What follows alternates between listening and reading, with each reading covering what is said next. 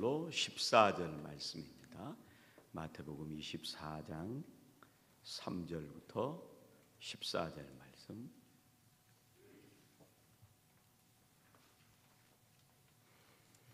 한 목소리로 봉독하시겠습니다. 예수께서 감람산 위에 앉으셨을 때 제자들이 조용히 와서 이르되 우리에게 이르소서 어느 때 이런 일이 있겠사오며 또 주의 임하심과 세상 끝에는 무슨 징조가 있사오리이까? 예수께서 대답하여 이르시되 너희가 사람의 미혹을 받지 않도록 주의하라. 많은 사람이 내 이름으로 와서 이르되 나는 그리스도라 하여 많은 사람을 미혹하리라. 난리와 난리 소문을 듣겠으나 너희는 삼가 두려워하지 말라. 이런 일이 있어야 하되 아직 끝은 아니니라. 민족이 민족을, 나라가 나라를 대적하여 일어나겠고 곳곳에 기근과 지진이 있으리니 이 모든 것은 재난의 시작이니라. 그때 사람들이 너희를 환난에 넘겨주겠으며 너희를 죽이리니 너희가 내 이름 때문에 모든 민족에게 미움을 받으리라. 그때 많은 사람이 실족하게 되어 서로 잡아두고 서로 미워하겠으며 거짓 선지자가 많이 일어나 많은 사람을 미혹하겠으며 불법이 성함으로 많은 사람의 사랑이 식어지리라. 그러나 끝까지 견디는 자는 구원을 얻으리라. 이 천국 복음이 모든 민족에게 증언되기 위하여 온 세상에 전파되리니 그제야 끝이 오리라. 아멘. 예수님의 이름으로 기도드립니다. 아멘. 여러분, 최근에 이제 9월 10일 리비아에서 홍수 사태로 인해서 지금 현재 18,000명이 죽었다고 합니다. 혹시 동영상 보셨는지 모르지만은 차드 우에 있는 나라예요. 그러니까 리비아에 있는 그 대통령 가다피가 죽고 나서 계속 내전 중입니다. 이런 일들이 지금 계속 일어나고 있고 아마 2만 명이 되지 않을까라는 생각도 말을 하고 있습니다. 그 다음에 이제 차드 옆 나라, 서쪽 나라 북수단에서는 4월 달에 내전이 일어났어요. 두 군사 세력이 전쟁을 했어요. 지금도 내전이 일어나고 있고 서쪽에 니제르 서쪽에서는 지난 8월 달에 쿠데타가 일어나서 지금 나라가 어려운 가운데 있습니다. 그 차드 밑에 중앙아프리카가 있는데 중앙아프리카도 계속 전쟁이 일어났어요. 이런 복잡한 환경 가운데서 일어나고 있는 것이 저희들 현실입니다. 미국에서는 플로리다에서는 허리케인이 와서 많은 사람들이 목숨을 잃고 세상에는 폭염, 홍수 이런 기상이율로 인해서 많은 사람들이 고통을 당하고 있습니다. 오늘 우리가 읽었던 본문의 말씀, 주님께서는 이 세상에 일어나는 일들을 정확하게 예언을 하셨습니다. 사실 세상에 일어나는 일들이 어제 오늘만의 일들은 아닙니다. 과거에도 많은 재난과 전쟁과 유행병들이 있고 어려움들이 있었습니다. 아담 이후로 이 세상의 모든 사람들에게는 어려움이 발생하게 되는 것을 보게 됩니다.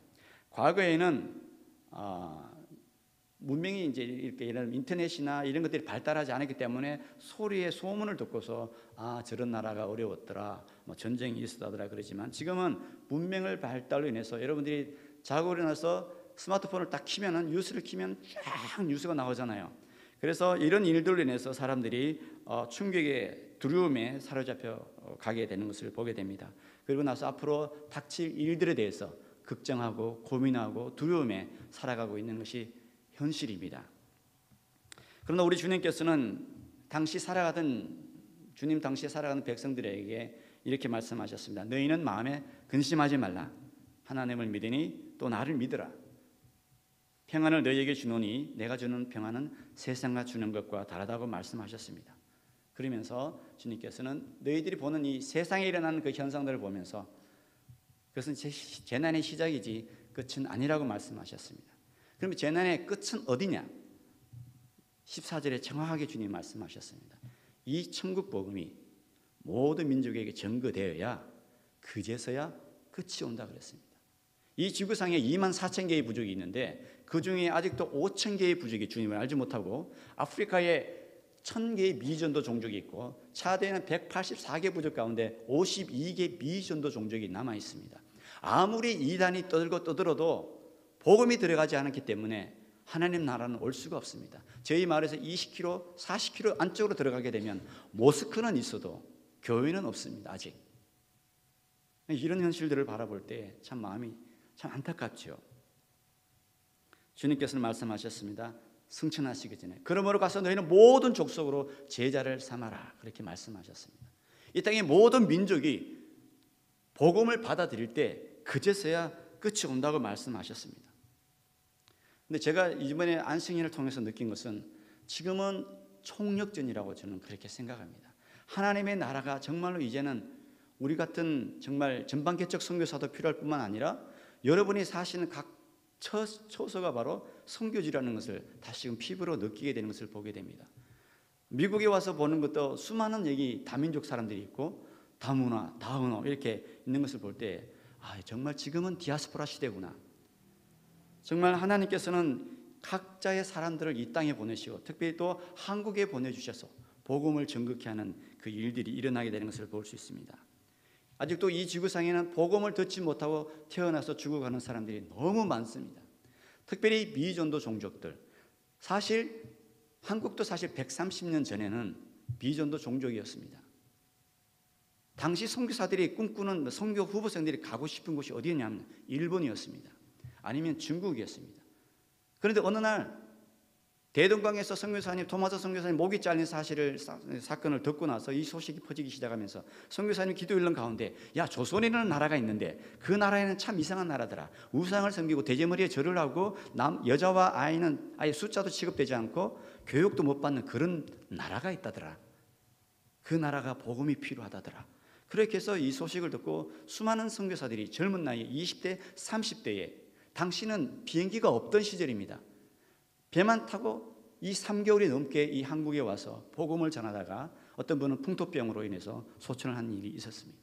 그 이후에 하나님께서는 복을 주셔서 한국이 이렇게 지금 많이 개발이 되고 또 더 나아가서 지금은 복음을 세상에 전하는 그 민족이 되었습니다. 바로 이 말씀을 통해서요. 당신 한국이 미전도 종족이기 때문에 미전도 국가였기 때문에 그렇습니다. 오늘도 이 지구상에는 누가 와서 복음을 전해달라는 그런 외침이 있습니다.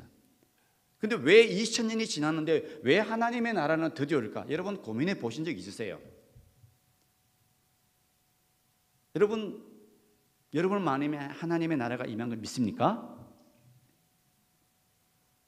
믿으세요? 아멘. 여기는 괜찮아요? 여기는? 개인적으로는 하나님의 나라가 임했습니다. 아멘. 저도 동의합니다. 그럼 여러분 영생을 누리고 있습니까? 영생은 죽어서 가는 영생이 아닙니다. 요한복음 3장 16절을 정확히 다시 한번 보시기 바랍니다. 그것은 죽어서 가는 영생이 아니에요. 영생은 곧 예수 그리스도 자신입니다. 그 논하는 많은 사람들이 이 영생을 잘못 이해하시는 분이 있어요. 죽고 나서 가는 영생 아닙니다. 이 좋은 영생, 이 하나님의 나라, 개인적으로 그 받아갔던 그 하나님의 나라가 글로벌하게 총체적인 하나님의 나라가 온다는 것입니다. 이미 예수님 초림하시면서 하나님 나라가 임했습니다. 그러나 완성되지는 않았습니다. 언제 완성이 되냐? 이 복음이 땅끝까지 전해져야 그제서야 끝이 온다고 했습니다. 그래서 저와 여러분들은 먼저 주님께 택함을 받았습니다. 그리스도의 아름다운 덕을 선전하기 위해서 여러분이 택함을 받았습니다. 하나님께서는 저 같은 전방개척 선교사가 되기 위해서 사용하기 위해서 저 차도 오지로 보내셨습니다. 그러면 저와 여러분들은 어떻게 사셔야 되겠습니까? 이곳에서 선교사적인 삶을 사시라는 겁니다. 그 가장 잘 보여지는 성경이 뭐냐면 바로 사도행전 8장에 빌립 집사가 어떻게 합니까? 성령에 충만해서 성령께서 광야로 가라 그랬습니다. 광야로 가니까 누가 있었습니까? 이리표와 요한 간닥의 국고를 맡은 그 내시가 성경을 읽고 있었습니다. 이사야스를 가르쳐주는 사람이 없기 때문에 이해할 수가 없었습니다. 그래서 빌립이 너 이해합니까? 그러니까 이해를 못했는데 가르쳐주는 사람이 없으니까. 그래서 가르쳐주니까 그것이 예수님인 거죠. 그래서 세례받고 자기 나라로 돌아갔습니다. 그런데 재미있는 것은 이 빌립 집사가 가르쳤던 이 내시가 자기 나라로 돌아가서 지금 이디오피아가요 그 주변에 다 아랍 국가입니다. 아랍 국가인데 2000년이 넘게 콥틱 교회가 존재하고 있습니다. 한 사람을 통해서 하나님께 역사하시니 물론 마가가 가서 복음을 전했지요. 그런데 오늘 제가 생각할 수 있는 것은 여러분들도 저와 같은 선교사라는 것을 기억해 주시기 바랍니다.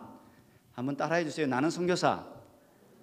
여러분이 가정에서, 여러분이 직장에서, 여러분의 학교에서 여러분이 선교사적인 삶을 사시길 바랍니다. 그러다가 주님이 부르세요. 부르면 가시면 됩니다.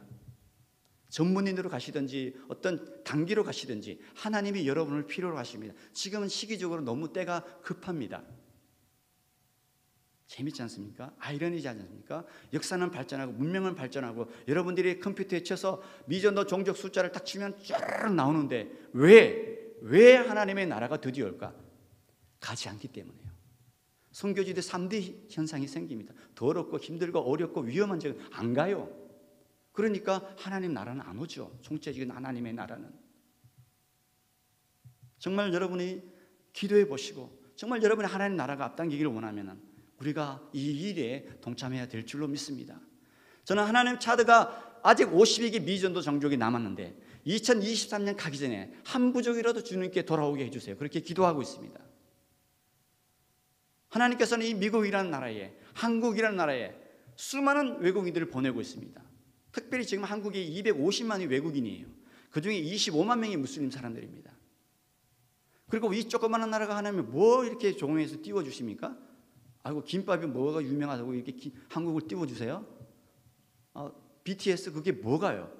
여러분 이걸 영적으로 해석을 하시면은 하나님께서 마지막 때에 모든 열방을 주께서 주께로 구원받기 위해서 한민족을 저는 띄운다고 저는 생각합니다. 18세기, 19세기 영국과 미국을 지금까지 쓰고 있습니다. 20세기까지, 21세기까지. 그런데 지금은 한국 교회를 쓰시기를 원하는 겁니다. 마지막 때에 선한샘 교회를 통해서 열방을 복음하는 데 쓰임받기를 원합니다. 여러분이 지금까지 계속적으로 선교사님을 도와주고 호피 부부제 가족의 사역을 하고 그런 일들도 좋습니다. 저 같은 선교사를 도와주는 것도 좋습니다. 이제는 더 나아가서 여러분 주변에 있는 인도 사람들 아니면 더 나아가서 이웃 사람들에게 복음을 전하는 저와 여러분이 되기를 부탁드립니다. 그래서 훗날에 주님이 물어보실 거예요. 너 뭐 했냐? 여러분 뭐 하실 겁니까? 내 옆에 왔던 인도 사람 하나님 제가 그냥 복음 영어가 안 돼가지고 그냥 뭐 이렇게 주고 그랬는데 주님의 마음으로 나눴습니다. 이거 얼마나 좋습니까? 그거를 저는 선교라고 생각하거든요. 무슬림들은요 기독교 그러면은 죽여야 될 사람들을 생각합니다. 십자군 8차에 걸쳐서 수많은 기독교인들을 죽였습니다. 그렇기 때문에 우리가 마을에서 우물을 파고 가르치고 이런 것들이 선입견을 제거하기 위해서 그러는 거예요. 그러면서도 동일하게 배를 타면서 그 강이 하나 있습니다. 제 마을에 강이 있으면 이바에게 그 다음에 아마드에게 복음을 전합니다. 듣든지 말든지. 사랑하는 성도 여러분, 이제는 총체적인 하나님의 나라를 전해야 될 시기입니다. 제가 24년 전에 프랑스에 갔을 때 엄청난 사건을 제가 충격을 먹었습니다. 지하철을 탔는데요. 새까만 사람들입니다. 첫 시간, 첫 기차를 타는 파리에 한번 가보신 적 있으세요? 딱 지하철을 타면 대부분이 아프리카 사람들이에요. 그 중에 대부분의 사람들이 무슬림들입니다. 어디 가냐? 하루의 첫 시간을 알라에게 기도하기 위해서 가는 겁니다. 그 현상이 지금 한국에서 일어나고 있을까? 저는 두렵습니다. 미국은 벌써 그렇게 됐죠. 하나님께서는 길을 열어주시고 복음을 전할 수 있는 준비를 다 해주시는데 문제는 저와 여러분들, 문제는 교회들, 선교단체들이 복음의 우선순위, 프라이오리티를 잊어버리고 살아가고 있는 겁니다. 그래서 주님께서는 아직도 늦추시는 거예요. 모든 사람이 복음을 듣고 주님을 알고 돌아가기를 원하시기 때문에 하나님이 주님이 더디 오시는 거예요. 좀 더 빨리 오고 싶은데 복음이 전하지지 않았기 때문에 하나님은 미루시는 거예요. 주님께서는 우리에게 이런 말씀을 하십니다.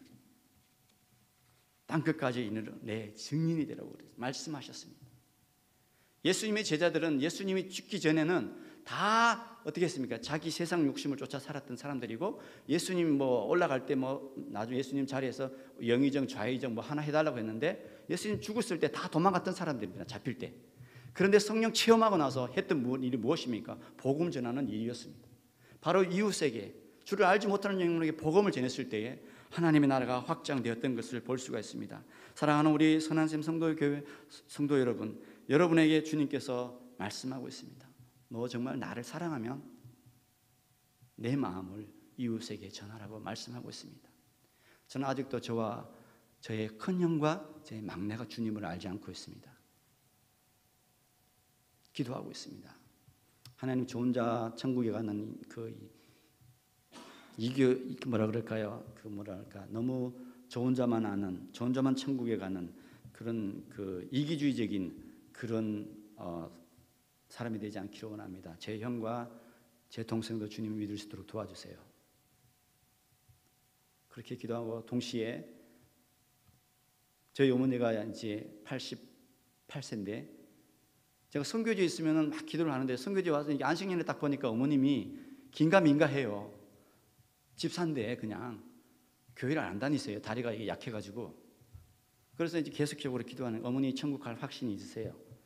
이야기를 해주면 가면은 맨날 TV만 보세요. 전원일기. 제 방송 본 거 또 보고 또 보고 너무 좋더라. 이것만 보는 거예요. 어머니, 그러면은 채널을 CTS를 돌리든지 아니 CBS를 돌리든지 하나님 말씀을 들으셔야지. 어머님이 영이 사십니다. 그러고 나서 매일 아침에 또 나가서 또 할머니들 계속 이야기하는 거예요. 세상의 문화에 빠져드는 것이죠. 너무너무 아깝습니다. 안타깝고, 그래서 제가 이제 안식년 마치면 들어가게 되는데 하나님, 우리 어머님이 정말 주님을 만날 수 있도록 그렇게 기도하고 있습니다. 왜 저에게 주님께서 이런 마음을 주시는지 모르겠습니다. 여러분 어르신들 참 많죠. 여러분의 자녀를 위해서 기도해 주시기 바랍니다. 제가 한국 와서 느끼고 어제 다시 여기 와서 목사님과 함께 샌프란에 갔다 오면서 충격 먹은 게 많습니다. 많은 사람들이, 젊은이들이, 노숙자들이 마약과 술과 담배 이렇게 그렇게 살아가는 거예요. 젊은이들이 게임 중독에 빠져서 죽어가고 있고 주님을 몰라요. 일시적인 만족을 누리겠죠. 그러나 참 소망, 참 만족은 예수님에게 있다고 저는 생각합니다. 이것을, 좋은 소식을 저와 여러분들이 나누기를 원합니다. 어제도 음악회를 통해서 여러분들에게, 저희들에게 너무나 많은 것을 주셨습니다. 너무너무 감사합니다. 선한생 교회를 생각하면 너무 감사하죠. 초창기 때부터, 개척 때부터 저희들을 위해서 함께 동력해 주시고 후원해 주시고 또 차가 필요할 때 이렇게 지원해 주셔서 너무 감사합니다. 이제는 그것으로 만족할 뿐만 아니라 더 나아가서 여러분 개인 자신이 정말 주님의 마음을 갖고 우리가 열방을 위해서 나아가길 원합니다. 가까이 있는 여러분의 자녀, 여러분의 어머니, 아버지, 형님, 누나, 오빠, 동생, 이분들이 예수님을 믿어야 됩니다. 그리고 더 나아가서는 여러분의 이웃, 선한 샘, 굿 사마리탄, 그죠? 아닙니까? 여러분의 교회가 좋은 이웃이 되기를 바라고, 그래서 하나님의 복음을 나눌 때에 하나님 나라가 더 가까이 오리라고 저는 생각합니다. 저희들은 믿습니다. 마지막 때에 우리는 주님 앞에 설 것입니다. 우리가 복음을 전했던 우리 친구들 주님 앞에 서서 찬양할 것입니다. 우리 차대 184개 부족이 주님 앞에 서서 찬양하는 그날을 늘 생각하며도 사역하고 있습니다. 그리고 또 믿습니다. 130년, 140년 이어왔던 그 언더우드 아펜젤러 선교사님들이 우리와 함께 주님 앞에 찬양할 것입니다. 예수님의 12제자들이 우리와 함께 찬양할 것입니다. 아브라함과 그 믿음의 사람들이 우리와 함께 찬양할 것입니다. 그럼 여러분의 자녀와 여러분의 부모님, 또 저희 형과 저희 막내 동생도 그곳에서 찬양하기를 원하는 마음입니다. 우리 같이 한번 아버지의 마음이라는 그 곡을 갖고 우리 찬양 한번 하고 기도하시겠습니다.